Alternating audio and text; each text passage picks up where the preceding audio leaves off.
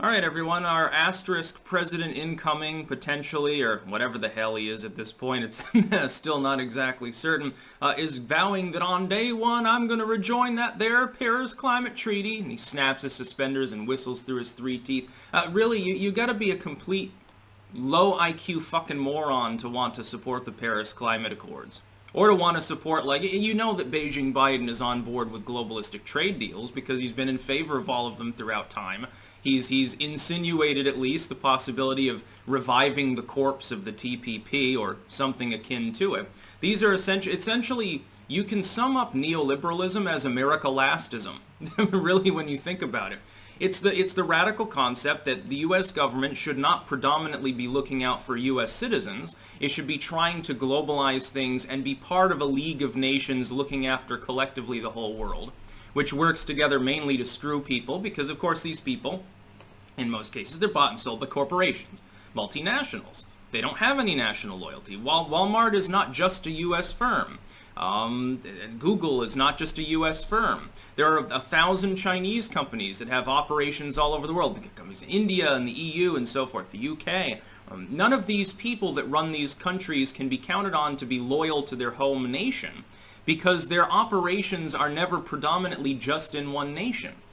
Well, you know, if I think of it this way, and this rubs me the wrong way when you have any business dealings in people in Congress especially.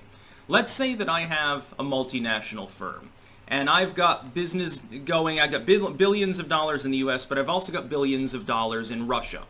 And the US and Russia have a trade war.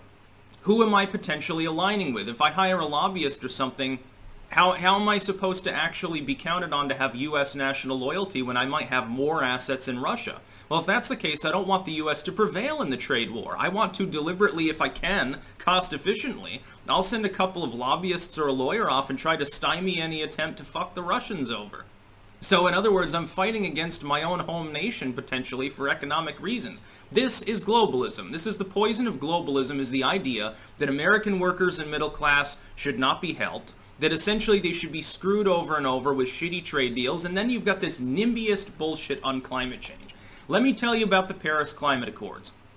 The Paris Climate Accords are essentially the idea that the Western nations are going to crush their own heavy industry, send it to China, beg China to invest in green energy, and pay a carbon tax with cooked book numbers that they're never going to reveal anyway, and that everything therefore is hunky-dory. And idiots in the West will believe it. Trust me, idiotic people in the suburbs will love this plan. Because it means there will be less smog in the U.S. city. It means that, yeah, there'll be less exhaust fumes from their cars. There will be less smog in the air. Oh, things will be clean. Now think about how billions of people in Southeast Asia and Africa are living. Well, it's NIMBYism. You don't care about them. You don't care about climate change. The pollution will still be there. Let me tell you something about about the world. The world is a whole ecosystem, a single thing, a single planet, on which the air is constantly mixing around, less from the north and south hemisphere for atmospheric reasons, by the way. There's some segregation that goes on there, but by and large, we're part of one Earth. The oceans are all linked. I know, it's feel-good, hippie-trippy, the love bead sort of stuff. Oh, we're all God's children. We're all children of Artemis and you know, okay, whatever.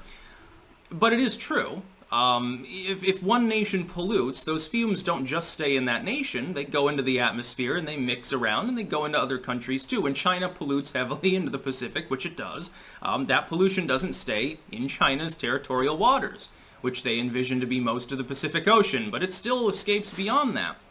What you've got is a situation where, because the demand won't have changed for those products, the supply will not change either, unless the cost is going to catastrophically rise. That brings about a whole different set of cans of worms, more than one of them. What will end up happening is that your car parts won't be made in the U.S. because the factory can't make them to the new emission standards economically, so they shut down. You have 10,000 Americans out of work, and then a factory springs up in India, a factory springs up in the Philippines, or some country that either doesn't care about the climate accords as much, number two, will cheat on the climate accords, or number three, will just bribe some people and fix its numbers a little bit. Fix the numbers. Oh, I moved the decimal point. Yeah, our carbon emissions are real low.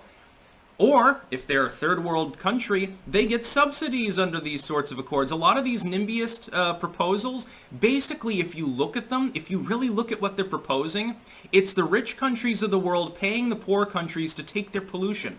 If you believe in man-made climate change and the world is ending and stuff, Greta Thunberg should be thundering her disapproval at the Paris Climate Accords. They won't do anything.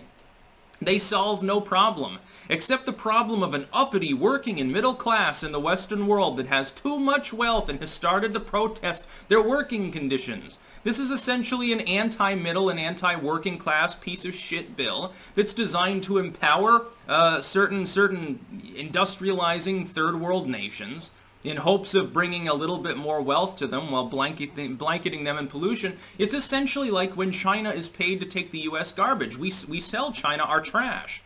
And then they have little kids go out and they pick through the trash and they use vats of acid that they occasionally probably fall in, and they can sell the bones in the black market as medicine, so that's okay. They definitely make a lot more money on a dead worker than a living one. And they take your computer parts, your crapple products get dumped in a vat of acid, the plastic and shit dissolves, and then they scoop it out and they get little bits of gold or silver or whatever they're looking for, and they make a living that way. They probably have like 2 plates of rice a day, but they're 10, so they're smaller. They don't need as much food. I don't care if they're malnourished.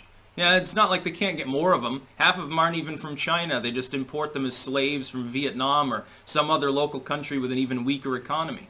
Millions of slaves operate in China that aren't even Chinese. I hope you realize that's how your computers are made. Why do you think that they cost less unless they're a crapple product? Then you're just paying for a brand. You're paying for the colors to be a little bit more bright and cheery, and for the corners to be rounded so you don't poke yourself on them, because you're a cuck, an idiot. America last, says Beijingbiden. And also, let's exploit third world kids, contribute to human trafficking, make more pollution, actually. Look, if you were to subsidize the U.S. factories, they actually have the technology to reduce their emissions. Not just CO2, but all the toxic waste and shit. There are actually regulations in place in the West to keep those companies from just dumping vats of shit into the lake. In China, as long as you're in the Communist Party's good graces, do you think they give a goddamn fucking shit what you do to your 12-year-old workers? Where you put the pollution? Maybe 20, 30 years down the line, when you, the CEO of Chinese Industry Incorporated.co, maybe 10, 20 years later, if you say anything dissident-y, then they drag you in and say, oh, well, you polluted this entire ecosystem. Then they force you into slave labor and you have to plant trees for the next 5 years. But by and large, everyone gets along in China and in India and so forth. They'll take the factory, but do you think they're going to put the scrubber in the smokestack? Do you think that they're actually going to breathe down their neck if they're serving their employees like fucking gutter oil in the cafeteria, assuming that they're allowed to eat it all? No, they don't care. They can get more workers. They don't care about the squalor. The factory's owner doesn't live in that little industrial community where all of the carbide is being processed. You think that they live there? Fuck you. They live in the new suburbs. Tens of millions of Chinese people form a rather robust upper middle class, and they're away from the smog already and don't really care. And so you get the Chinese government planting trees around their suburban developments while they completely ignore all those kids working among coal tailings. That's what the Paris Climate Accords want to accomplish. More slavery and brutalism and in industry, heavy industry and pollution in the third world away from you. You don't have to see it. It's out of sight, therefore it doesn't exist.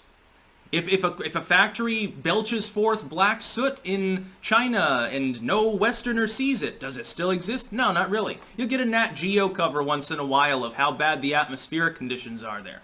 To the point, these people are so brutalismus, as Liz would say, that they install like filters on the side of skyscrapers to try to compensate. There are people making art out of captured soot by taking these little translucent filters, and they just sort of leave them there for a week, and they fill up with trash and shit, basically. They turn black, and they auction them off as modern art. Definitely very communistic. I mean, communism is basically trash, too, so it's a good reflection of the Chinese Communist Party. Now, that's what this bullshit is. Everyone suffers. These trade deals and these climate deals, they're not meant to help you. Just so you know, if you're not rich, if you're not at least in the 1%, and if you're not in the 1/10 of 1%, if you're in the third world, by the way, which are the only people in those countries that are certainly watching something on YouTube, Nothing is going to help you. Nothing coming from the UN, the EU, Uncle Sam, Beijing, Moscow, any of these fucking morons is geared towards making your life better. Certainly not collectively helping mankind. The only thing they want is more wealth. It's the biggest power grab, the biggest wealth grab in human history. It's the Gilded Age on steroids, an order of magnitude worse. Because now it's not just domestic. A foreign group is no longer going to come and compete unless the government has decided to create a monopolistic situation beforehand with a trade deal. And with climate accords like this, what we should be telling people, if we really took environmentalism seriously, we'd do what we did in the 90s. Encourage people to save water. Plant a tree. Save the bird with the broken wing. Do something positive your fucking self and stop fucking asking other people in your laziness, decadence, and utter stupidity to do it for you. Paying more money, climate tax, carbon credits, that's not going to do anything. It just makes some bureaucrats a decent six-figure salary and makes much more wealth for the topmost billionaires. That's all it will ever do. If they really thought, by the way, if Al Gore really thought that climate change was an existential threat, would he have 3 planes? If the Obamas really thought it was a threat, would they have oceanfront property? These people know better. They know that it's just about fucking you in the ass. That's about all. Peace out.